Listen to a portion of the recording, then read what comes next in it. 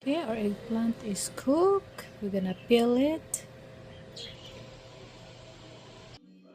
We're gonna peel this one. So, ito yung binalatan natin. Lahat.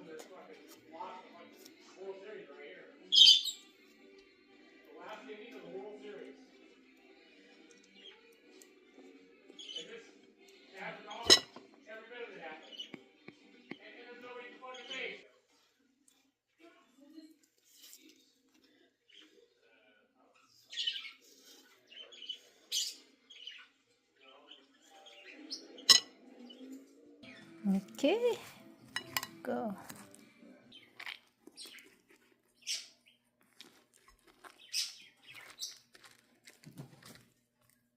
Lagyan natin ng kalamansi, tomato, and jalapeno para medyo maangang-angang.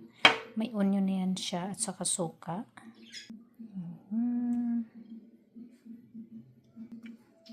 Ayan, squeeze na natin yung lemon or kalamansi.